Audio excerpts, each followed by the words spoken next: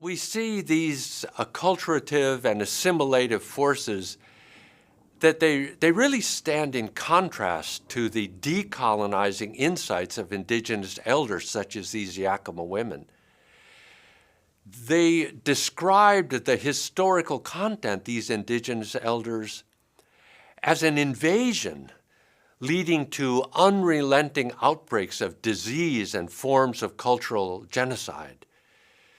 This idea of invasion and resistance to subjugation is captured in indigenous histories. These oral narratives presented their own versions of messianic visions of healing. They provided ritual forms of deliverance that recentered traditions in a storied resistance to oppression.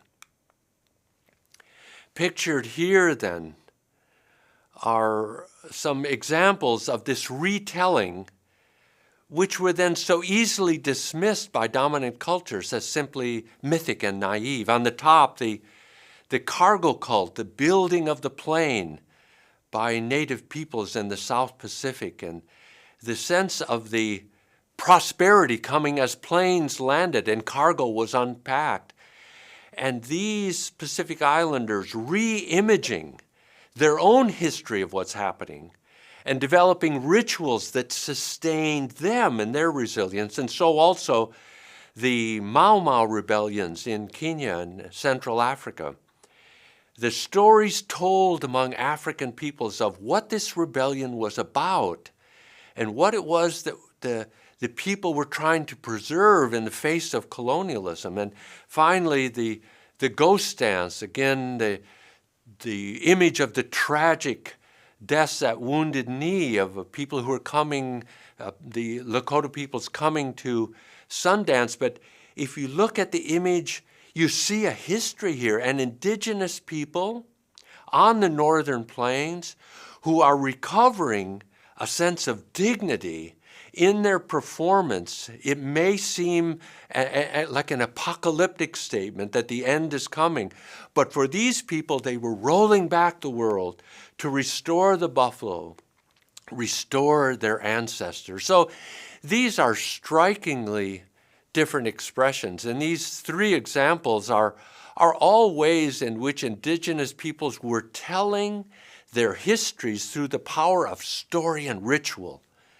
The mythic cargo cults, as we've said, of the South Pacific, they recentered ideas about materiality and prosperity. The Mau Mau rebellion among Kikuyu and other African peoples asserted land, freedom, and self-governance against British colonialism. And the revitalizing rituals of the ghost dance among many Northern Plains and other peoples, indigenous peoples of North America, it replaced ancestors and buffalo at the center of their story. These forms of ritualized resistance reasserted indigenous knowledge, culture, sovereignty, and rights in the face of exploitation. This spiritual resistance to outsider exploitation and domination continues into the present around the world. Here we see the Penan Kelabit peoples and their blockades as they watch the cutting of their homelands to make room for monoculture palm oil plantations.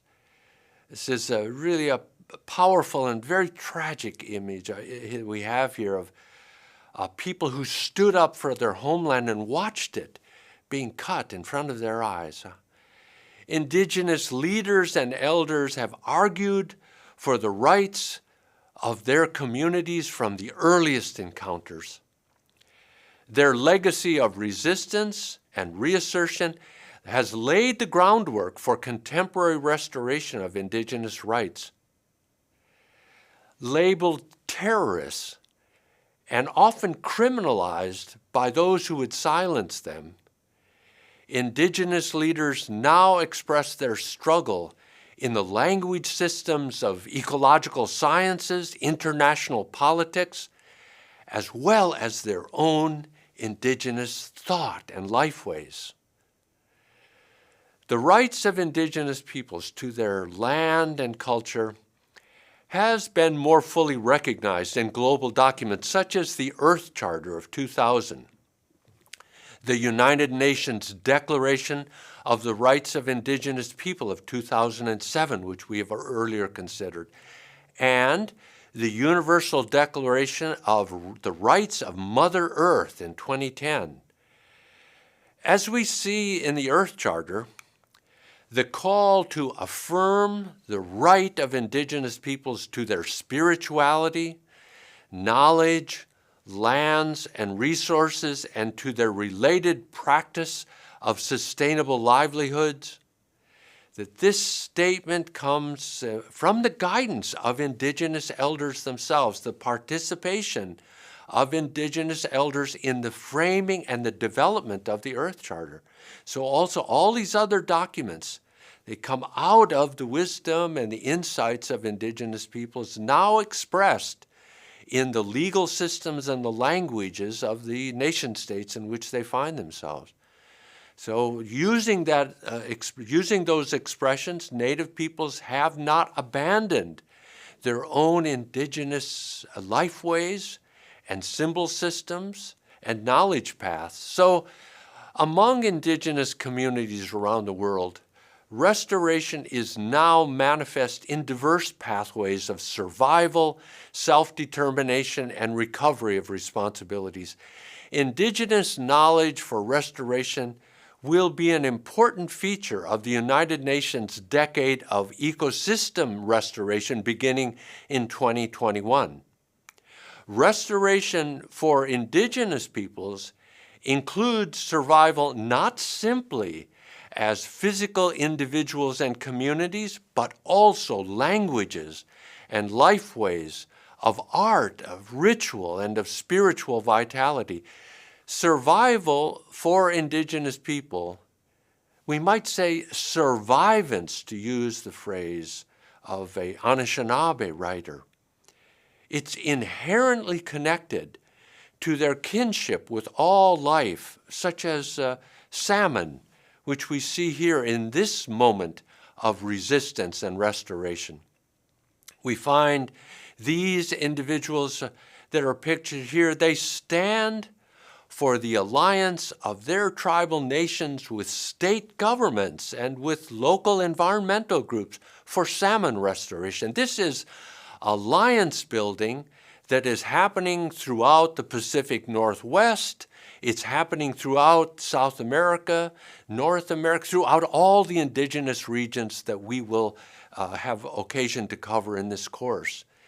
And in many of them, it supports river restoration, dam removal, and revitalization of indigenous peoples.